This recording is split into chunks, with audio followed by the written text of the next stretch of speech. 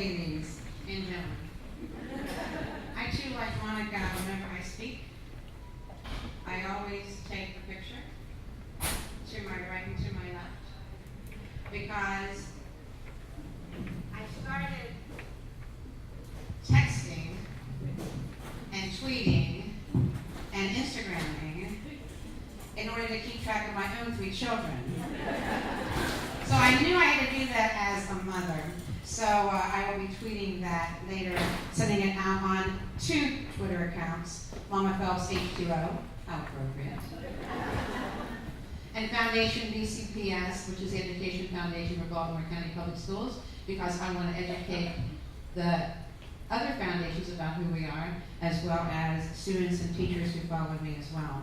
Rebecca, it's always lovely to be here in this wonderful museum. Great friend, wonderful curator of this museum. And Deb, it was a pleasure meeting you last month, and nice being here with you today. And as I start my short presentation and time I have with you, I want to take you back a few years. 1967.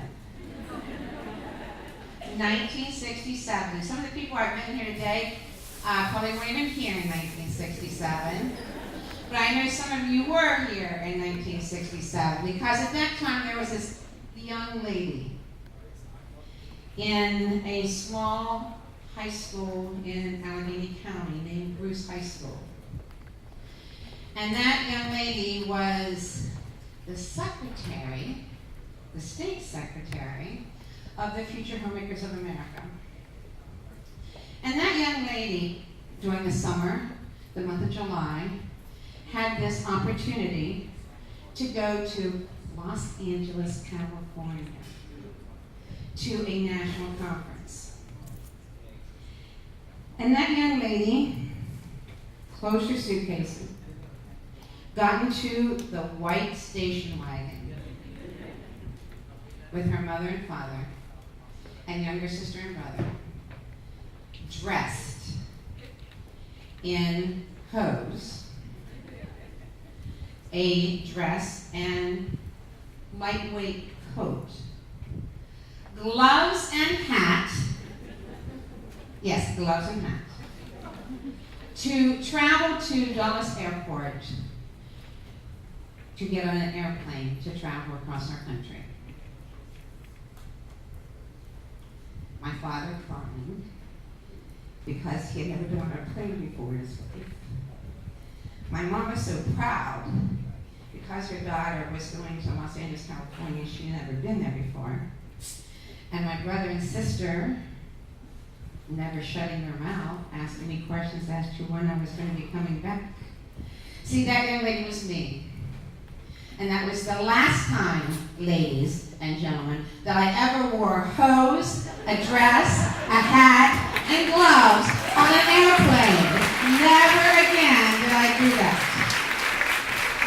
So that began my life as a young lady in Western Maryland, from a middle-class family whose mama didn't work, who had 4 children, and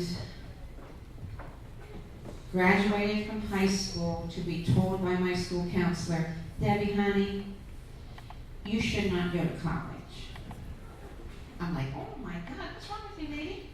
I'm not going to go to college. So, a high school graduate, a college graduate from Fairmont State University, a small teachers college in West Virginia, a master's from Loyola University, an educator, administrator for 38 years, long time walking in their schoolhouses. That's the reason why I can't stay behind the podium, because I got to move the room like principals and teachers move the classrooms in their schools. A mother of 3 accomplished, well-accomplished children. One of them, my favorite son, my only son, the baby of the family, being Michael Phelps, 4-time Olympic champion. And I'll tell you, Mark started my morning this morning really with what we call in the Phelps family a DP moment. Because I was sitting there crying for that commercial. because every time I watched that commercial leading up to the London Games, tears came through my eyes as to all the mothers, what we celebrate with our children. So from that small time that I got on that plane to go to Los Angeles, California, my wonderful children joined the wonderful sport of swimming, which took us East Coast, West Coast, North, South, into Canada. And then God loved Michael, who started the family's travel around the world. And as I was, Jenny, I was listening to you speak. 2000, my son took us to Australia, Sydney, Australia. Loved the country, so manicured, so beautiful. The Aussies, so celebratory. What they did to embrace the Olympic movement in Sydney was one place that I went back a second time. I was housed for 10 days on a cruise ship anchored in Sydney Harbor. Oh yeah, that was nice. Really nice, thanks to a wonderful corporate sponsor.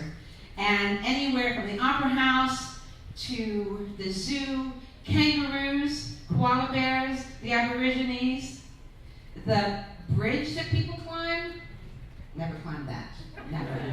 That wasn't a Debbie thing. But that country was a country that really opened my eyes to traveling of the world. 4 years later, the Phelps family walks into Athens, Greece, to where Michael had $1 million hanging over his little head, saying, Michael Phelps, 8 gold medals, 8 gold medals. Michael Phelps hadn't earned 1 gold medal yet, but they were going to give him $1 million if he earned 8 gold medals. But Athens was so different than what Sydney was. The beautifully sculptured Olympic rings and all of the landscaping, to Athens that was so, say, rugged, but historical, beautiful. They wrapped their buildings to be able to be celebrating the Olympic Games with children's pictures. But it was the statues, the Acropolis, sitting at the foot, looking up, watching my son compete. The heat in Athens. The 5-star hotel that we stayed in that had an elevator for 2 of us to fit in, and not very much AC compared to what Americans love, but Athens was the home of the Olympic Games, and our family got to celebrate that there. 4 years later, here comes China. China, that was a country that is so overcrowded and people are in your face all the time, and they saw that you had Olympic tickets and they wanted those tickets from you. But a country that was so gracious to host the Olympic Games. And when we went to China, we stayed with corporate in China. So, hearing all the stories about don't buy the water off the streets, because they refill those water bottles and sell it. You might have dog you're going to eat, or I'm like, whoa, no. We didn't have any of that problem because Visa didn't allow us to have those kinds of issues in Beijing. But Beijing was a country that I was excited to go to see because I wanted to do the Great Wall. Everyone goes to the Great Wall when they go to China. So the one day that we were out sightseeing to do the Great Wall, my daughter, the holder of the phone, Monica knows her, always, she holds the phone every trip. The phone rang and Hillary's like, yes. Okay, Peter, I'll tell Mom. I'm like, go tell Mom what? Mom, they're sending a car for you because you're not going to go to the Great Wall. You're going to go to opening ceremonies with Visa Corporate. So I'm like, oh. So I went to China and I never did the Great Wall. But I did go to the opening ceremony, which was very exciting there too as well. So our last Olympic game, because Michael has hung up his suit and the goggles. Over the span of 4 Olympics, our last one takes us to London. And what was so special about London was my granddaughter was with us. So I sat in the stands with my daughter on one side, my other daughter on the other side, and tea in my lap. Because you see, the year before that, we prepared her. I took her to Indianapolis for her birthday. So she saw the regiment of Uncle Michael swimming and eating and going back to the pool and yada, yada, yada. So she won the trip to London with the Phelps girls. Connor had to stay home, but he went to Olympic trials. But anyway, so we went to London. And the week that my granddaughter was with me in Indianapolis that weekend with her digital camera in hand, we're sitting the first day at the venue. And she has her camera and her iPad. She's all set. And we're getting ready to watch the first swim. And I say, Taylor, look to your left. She looks over. She says, what, G? I said, there's the Queen.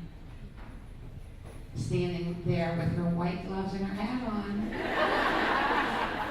I thought, I used to do that a few years back. But if she's waving to the audience, and I see this little 7-year-old grabbing her camera and taking pictures of the Queen, and being able to look across the pool later on and seeing our First Lady, and going to Big Ben, and taking the big Ferris wheel at night, and her looking down through the glass of the Ferris wheel.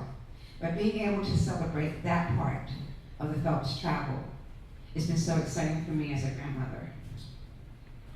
So, peppered between all those 4 Olympic Games, there was Rome, Melbourne, Fukuoka, Barcelona, back in Italy again. So, my son has opened the world to the Phelps family. And I am ever so gracious and grateful for what he's done. But I think that the legacy that he has left for the world started with my daughters, who also swam at a very young age. As I stand here and I think of everything that the Phelps family has done, there was one thing that I wanted, and that was a 4th child. And I never got the 4th child that I wanted until Dr. Hairston gave me a schoolhouse. And in 2005, I was able to open a brand new middle school. And I always said that was the 4th child I never had. I remember one of the first banners I hung in our atrium was just a whole kaleidoscope of pictures of the world. And it said that the world opened doors for you. Because you see, every country that I traveled in as Michael's mama, I traveled into those countries as my children's principal. Because you can't, wherever Michael is, they know mom's going to be there, and it's always in the paper, so they know exactly what Miss Phelps, their principal, was doing. So I felt that 4th child I never had, my schoolhouse, also lived through our family and all the travels, also lived through all the excitement that we had, and the celebratory and the patriotism it brought the world. As my school became 2, 3, 4 years old, we had a kimono hanging in the conference room. We had a banner that was written in Mandarin that went into the conference room so the children knew what Windsor Middle School looked like in Chinese. We were the first school to have Mandarin, middle school to have Mandarin in Baltimore County. So I feel that the travels that I experienced with my family, I brought to my schoolhouse and to my children. And there was, in 2007, when Michael was swimming at World Championships, I took a few days off before spring break. And as a principal, you can do that because you take vacation days. And when you're a good principal, your schoolhouse runs no matter if you're in the schoolhouse or not. I would call in every day and I would talk to my secretary.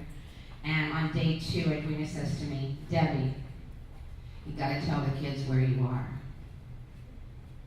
I said, Edwina, I want them to go on spring break and just kind of have a good time, keep calm. They said, no. Number 1, they want to know if you were sick. Number 2, they want to know if they fired you. And number 3, they thought I left them. Because the children in my school needed that consistency and that love. So I was glad that at least one little component of their life, I was able to open some doors to the world to them. A very proud principal, a very proud educator, mom, and grandmother. And now, as Debbie met me in this capacity, I went from the principalship to the directorship. So So I left the business of the School of Teaching and Learning to actually leading a foundation for Baltimore County Public Schools. And of course, as director of any foundation, you mobilize the community to raise funds. And there was one lady, and I think it was you, who talked about the public education and world language. One thing that we are doing in the Education Foundation and Dr. Dinks' vision is that, number one, every child in Baltimore County will have a handheld device in their hand for learning. And number two, every child will graduate bilingual. So he is moving the world language down to the elementary schools and able to embrace our children at a very young age, to open the world to them for them to be globally ready for what's to face them in the years to come.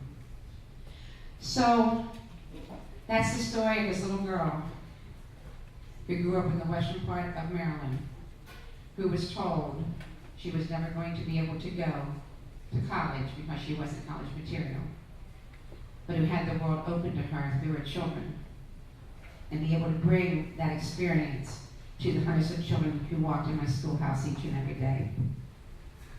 I'm honored to be able to be here today. So many of you I've met in various venues, and it's a pleasure to see you again, and hope to rekindle those friendships again, but also the new people that I've met, that I hope that we will become friends. Powerful women will lead a powerful country. Thank you very much, ladies and gentlemen. Thank you so much, Debbie, for your inspiring words. You want to hold on to that? I don't know if there are some questions out here or any additional comments. We've had some great tweets come in about how inspirational that Debbie has been, and just the learning through experience and doing and the balance. Are there any questions, comments we want to make out here? Yes, ma'am. So when are you going back to China to see the wall? Questions? When's she going back to China to see the wall? Well, I was hoping to go to Rio before China again, but I know he hung that suit and that cap up and the goggles, even though I know there's Twitters out there about him coming back out of retirement. I'm not sure when I'm going back to China, but you know where I'm going to go before I go back to China? I was telling my table this during conversation. I am going down to the ocean, hon. You know, for 12 years, we have been taking summer vacations, which haven't been vacations. It's been business. I mean, when we go to watch Michael swim, we are there with Visa, Omega, P&G. I mean, we're just like, whoever wants us, whenever they want us, that's where we go. So it's never there for a vacation. But in the month of July, second week, my sister and I are taking the 2 grandchildren down to the ocean, Fisher's popcorn, fries on the boardwalk, and going on that merry-go-round and putting our feet in the water to be able to just enjoy a little bit of Maryland. So we'll have to table China for a while, might be a few years. Bravo for Maryland. Thank you. Absolutely.